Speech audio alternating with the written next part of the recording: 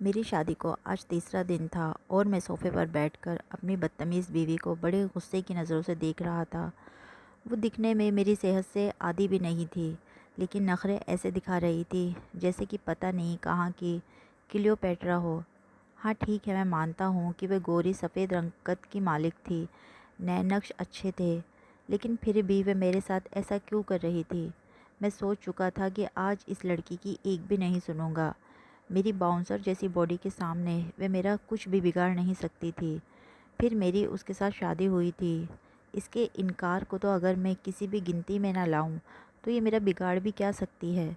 कुछ भी नहीं। यही होगा ना कि थोड़ी ज़ोर ज़बरदस्ती करनी पड़ेगी। अब यही करना पड़ेगा। मैंने आज पक्का इरादा कर लिया था। आखिर मैं क्या करता? शादी की रात भी इस लड़की ने मुझे पास नहीं आने दिया। कहने लगी कि मुझे कुछ वक्त चाहिए। शादी से पहले 2 साल हमारी मंगनी रही है। वो 2 साल का तुम्हारे पास समय ही समय था। ये कौन सा नया फैशन तुम लड़कियों ने शुरू कर दिया है कि शादी की रात अपने पति को नखरे दिखाती हो? अभी नहीं, अभी ये हुआ है, अभी ये नहीं हुआ है, वह नहीं हुआ है। ये सब बातें बेकार हैं। जानबूझकर अपने पति से नखरे उठाने के लिए तुम लड़कियों ने ये तरीका सीख रखा है कि शादी की रात को उसे पास नहीं आने देती। मेरी बात सुनकर उसने एक तीखी नज़र मुझ पर डाली थी।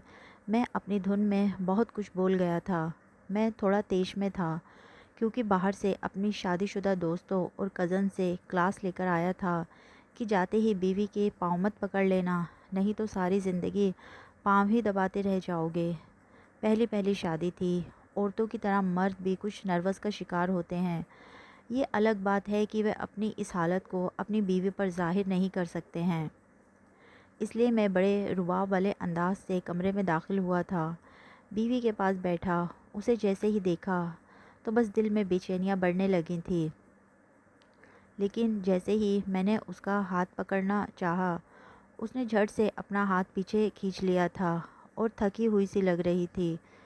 मैंने समझा ये शर्मा रही होगी, और दिल में थोड़ा सा इत्मीनान भी हुआ कि लड़की सीधी है, इसलिए मेरे छूने से डर रही है। उसने तो फ़ौरन से अपना हाथ मेरे हाथ से खींच लिया।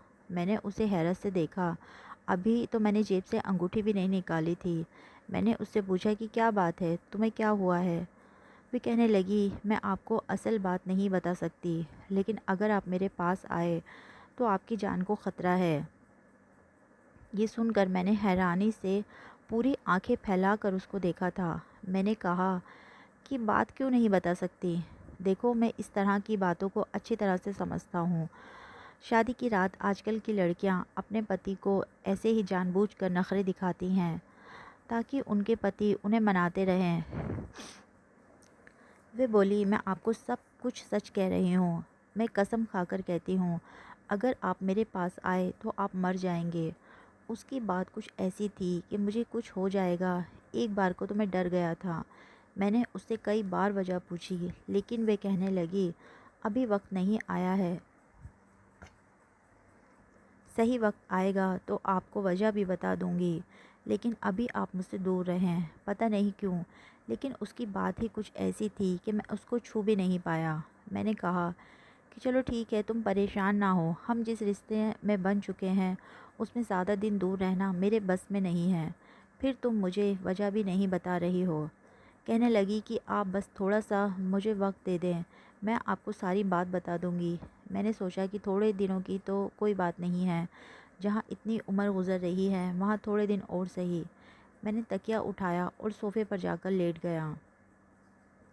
बड़ी मुश्किल से ही सही, लेकिन मुझे नींद आ गई थी। अगले दिन रिसेप्शन था और उस दिन वे बहुत गज़ब की लग रही थी। बड़ी मुश्किल से मैं खुद को कंट्रोल कर पाया था। एक कमरे में एक साथ एक औरत के साथ रहना, और वह भी जिसके साथ आपकी शादी हो गई हो और वह खूबसूरत भी हो, लेकिन वह तो किसी तरह मेरी बात मान ही नहीं रही थी। मुझे अपने पास आने ही नहीं देती थी। 2 दिन तो मैंने जैसे तैसे काट लिए। मैं ऑफिस गया तो मेरे दोस्त ने पूछा, हाँ भाई, कैसी चल रही है शादीशुदा ज़िंदगी? मैंने बेचारों सी शक्ल बनाकर उसे देखा और कहा, क्या खाक चल रही है? उसने हैरानी से पूछा, क्या हुआ? मैंने सोचा, कहीं मैं मुझे उल्लू तो नहीं बना रही। जब मैंने सारी बात अपने दोस्त को बताई तो वह हंसने लगा। मैं उसकी शक्ल देख रहा था कि ये यूँ पागलों की तरह क्यों हंसने लग गया है। मैंने कहा, हंसना बंद करो और अगर तुम्हारे पास मेरी परेशानी का कोई हल है तो बताओ। लेकिन उसकी तो हंसी को ब्रेक ही नहीं लग रही थी। कहने लगा, तुम्हारी बेवकूफ़ी पर मैं जितना भी हंसूं उतना कम है। उसने कहा, तुम डर गए? अरे सब लड़कियां ऐसे ही नखरे दिखाती हैं। ऐसा भी वे तुम्हारे साथ क्या कर देगी जो तुम जान की बाजी हार बैठोगे। जाने दो फिर यार। उसने मेरे कंधे पर ज़ोर से थपकी मार के कहा था। मैंने भी सोचा, सच में यार, मुझे तो उसने उल्लू बना के रख दिया है। लेकिन मैं सोच चुका था कि आज उसकी कोई बात नहीं सुनूंगा। इसलिए मैं आज सोया नहीं था, बल्कि जाग रहा था। शादी की तीसरी रात थी। मेरी बीवी ने आज का सारा दिन मेरी माँ और बहनों के साथ ही गुजारा था। रात के 12 बज चुके थे लेकिन वे कमरे में नहीं आई थी और मैं सिगरेट पीते हुए उसी का इंतज़ार कर रहा था कि उसको आज छोड़ूंगा नहीं। वह मुझे बेवकूफ़ बना रही है। अगर ऐसी कोई बात थी तो वह मुझसे शादी ही नहीं करती। अब मैं और वह दोनों पति पत्नी हैं। अगर हम दोनों पति पत्नी की तरह रहेंगे तो मैं मर जाऊंगा। वह रात को जैसे ही कमरे के अंदर आई, मुझे जागता हुआ देखकर दरवाजे के पास ही खड़ी रही। मैंने कहा, दरवाज़ा बंद करो और कुंडी भी लगा दो। ये सुनकर वह और भी ज़्यादा डरी हुई लग रही थी। वे कहने लगी, आप अभी तक जाग रहे हैं, सोए नहीं? मैंने कहा, हाँ मैं जाग रहा हूँ और तुम्हें भी पूरी रात जगाऊंगा। ये सुनना था कि कुंडी लगाते हुए उसका हाथ रुक गया था।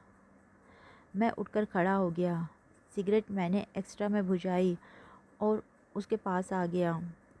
बाकी की कमरे की कुंडी मैंने लगा दी थी और साथ ही मैंने उसे अपने पास खींच लिया। लेकिन वह तो यूं थी जैसे कि काटो तो उसमें खून ही ना निकले। उसका रंग सफ़ेद पड़ चुका था। वह बुरी तरह से कँपकँपा रही थी। उसके दिल की धड़कनें बहुत ज़्यादा तेज़ हो गई थी।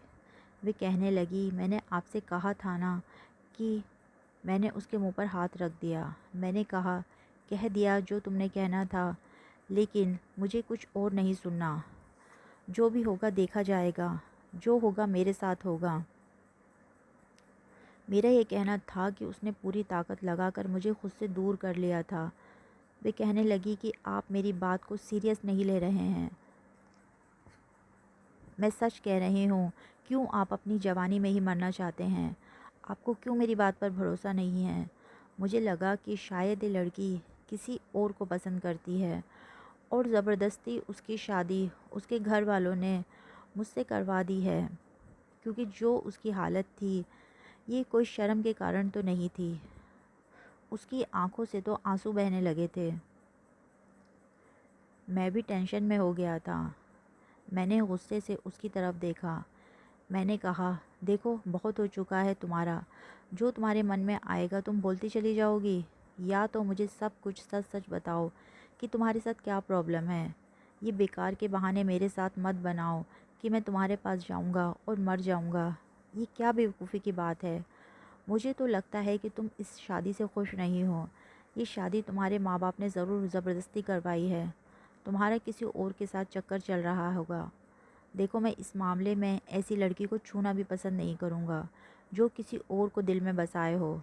तुम मेरे कमरे में हो, मेरे घर में मेरी बीवी की तरह रह रही हो। अब सच बताओ कि किससे चक्कर है तुम्हारा? मेरी बात सुनकर वे सिसकियाँ लेकर रोने लगी थी। रोते रोते वही ज़मीन पर घुटनों के बल बैठ गई। मैं उसे चुपचाप रोता हुआ देखता रहा। ना तो मैंने उससे कोई हमदर्दी दिखाने की कोशिश की और ना ही नरमी से बात की। मैंने उससे कहा, मैं ऐसे कोई भी बात बर्दाश्त नहीं कर सकता कि मेरी बीवी किसी और को दिल में बसाए हो, मेरे साथ शादी का बंधन जोड़कर मेरे साथ ज़िंदगी का सफ़र शुरू करने के बहाने बना रही हो। देखो, रोने से किसी परेशानी का हल नहीं होता। अगर तुम ये समझोगी कि मेरे आगे आंसू बहाकर तुम मेरी हमदर्दी हासिल कर लोगी और मैं तुम्हारी मदद कर दूंगा, तुम्हारे आशिक से तुम्हें मिलवाने के लिए तुम्हें समय दे दूंगा। ये देखूंगा कि कब उसकी नौकरी लगती है या वह दूसरे देश से कब वापस आता है और आकर तुम्हें अपनाता है, और मैं बेवकूफ़ों की तरह से समय गुजारता रहूँगा और तुम्हारी इस लव स्टोरी में भी तुम्हारे साथ दूंगा। ये सुनना था कि उसने फ़ौरन से अपने हाथ को अपने चेहरे से हटाया। रो रो कर उसकी आंखें सूज गई थी। वे कहने लगी, नहीं, आप मुझे अपने आप से कभी अलग मत करना, मुझे तलाक मत दीजिएगा, मेरा किसी से कोई चक्कर नहीं है, मैं आपको कैसे यकीन दिलाऊं। मैंने कहा, ऐसे यकीन दिलाओ कि अगर वाकई में तुम्हारा किसी से कोई चक्कर नहीं है तो मुझे मेरा हक दो, मेरे साथ ऐसे ही रहो जैसे कि बीवियाँ रहती हैं। ये कहते हुए मैं खड़ा हो गया। मैंने अपने हाथों से उसके आंसू साफ़ किए थे। उसके चेहरे पर बिखरे बालों को उसके कानों के पीछे किया और कहा, मैं कब चाहता हूँ कि तुम परेशान हो या रो। अगर सच में तुम्हारे दिल में मेरे अलावा और कोई नहीं है तो भला मुझे क्या तकलीफ़ है। वे कहने लगी, आप मेरे पति हैं, लेकिन पिछले 2 महीने से मैं बहुत ज़्यादा परेशान हूँ, क्योंकि मैं जानती हूँ कि अगर आप मेरे साथ रिश्ता बनाएंगे तो आप मर जाएंगे। मुझे फिर से गुस्सा आने लगा। मैंने कहा, ये तुम क्या बेवकूफ़ी वाली बातें कर रही हो, ये तुमसे किसने कहा। मेरे इस सवाल पर वह कहने लगी, ये मैं आपको अभी नहीं बता सकती। आप क्यों नहीं समझते हैं, आप मुझसे जिस तरह की भी कसम लेना चाहते हैं ले सकते हैं। मेरा किसी लड़के के साथ कोई चक्कर नहीं है, किसी को पसंद नहीं करती, मैं ऐसी लड़की नहीं हूँ। हमारे घर में तो शुरू से ही हमारी ऐसी ही परवरिश की गई है कि बेटियों की शादी के फ़ैसले उनके माँ बाप ही करते हैं, और जहाँ वे शादी करते हैं बेटियों को सारी ज़िंदगी उसी के साथ गुजारनी पड़ती है। मैं भी ऐसी ही हूँ, और जब से मैंने आपकी तस्वीर देखी थी, मुझे पता चला था कि मेरी शादी आपसे होनी है, तो मेरे दिल में आपके लिए जगह बन गई थी। मैं सच कह रही हूँ, मुझे आप बहुत अच्छे लगते हैं। क्या आप मेरे लिए थोड़ा सा इंतज़ार नहीं कर सकते? मैं आपको सब कुछ सच सच बता दूँगी। वे मेरे आगे हाथ जोड़कर बस एक ही बात बोले जा रही थी कि अब आप अभी मेरे साथ कोई रिश्ता ना बनाएं। मैं आपके साथ ज़िंदगी भर चाहती हूँ। अगर आपको कुछ हो गया तो मैं आपके बगैर ज़िंदा नहीं रह सकती। मैं उसे अब तक यूं ही कंधों से पकड़कर खड़ा था। उसके इतना कहते ही उसे वहीं छोड़कर दोबारा से अपना तकिया लेकर सोफ़े पर लेट चुका था। मेरी बीवी बार बार मुझे खुद से दूर रखने की कोशिश कर रही थी।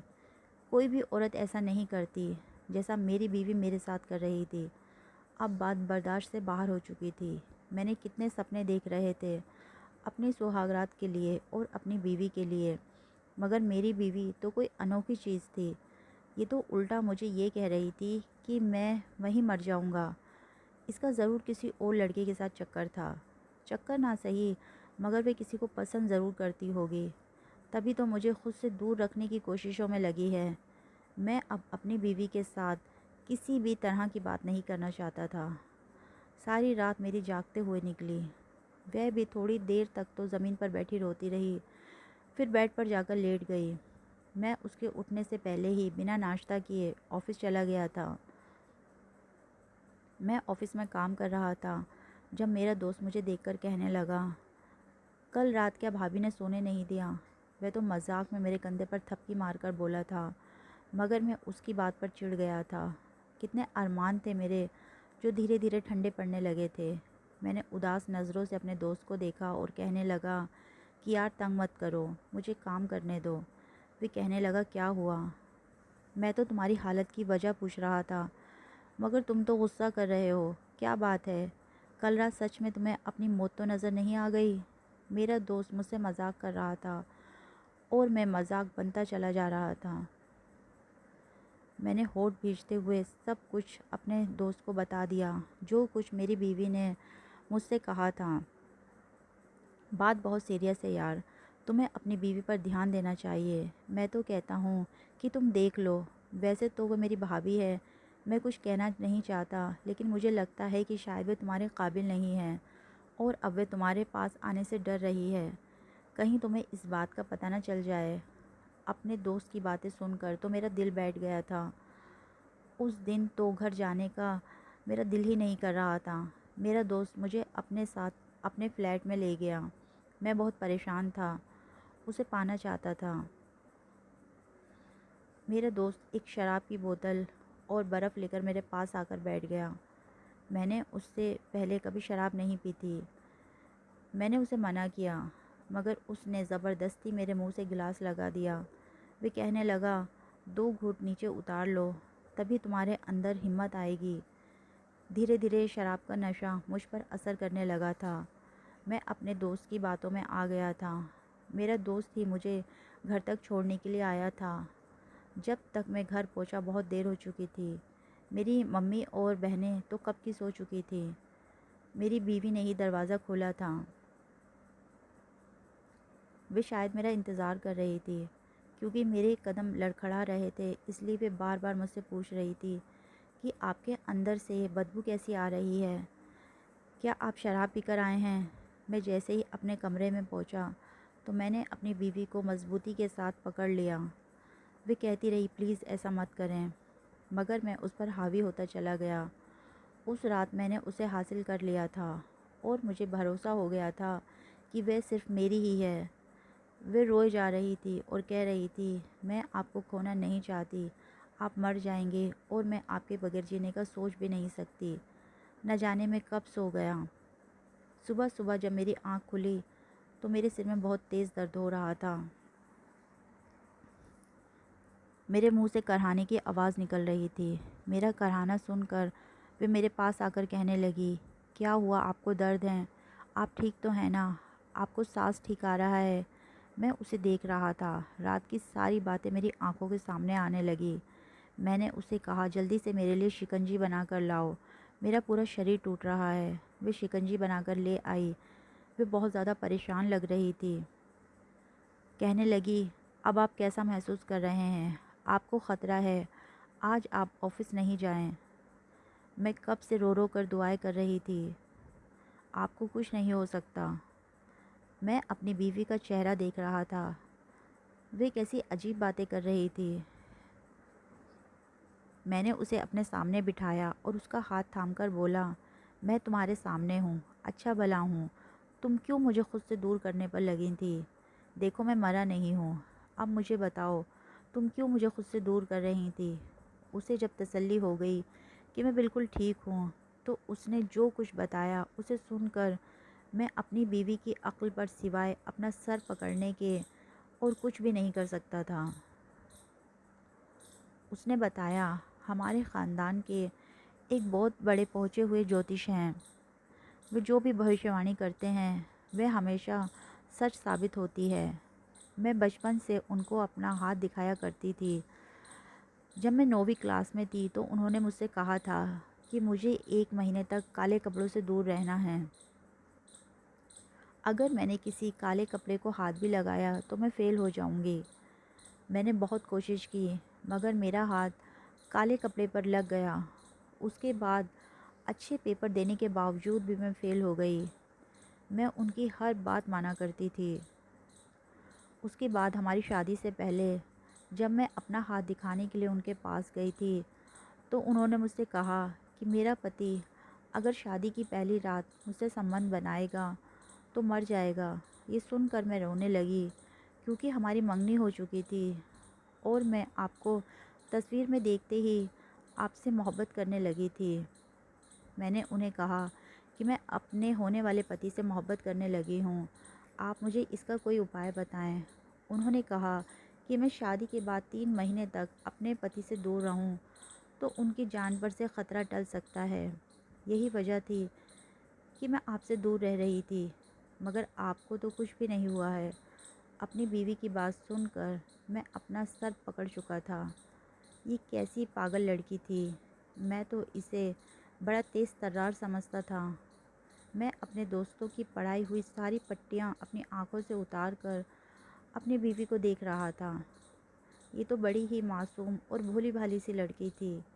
बस उसकी एक बुराई थी, अपनी किस्मत को सितारों के साथ जोड़ कर देख रही थी। मैंने अपनी बीवी का चेहरा अपने हाथों में ले लिया और फिर उसके माथे पर प्यार करके कहने लगा कि ये सब बातें तुम्हारे दिमाग में कहाँ से आईं।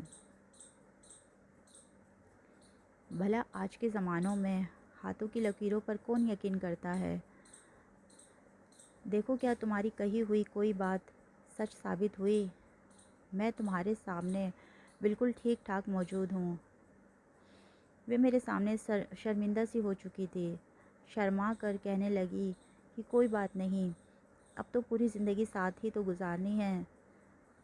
इस बात को सुनने के बाद मैं तसल्ली फ़ील कर रहा था और मेरे होठों पर मुस्कुराहट फैल गई थी।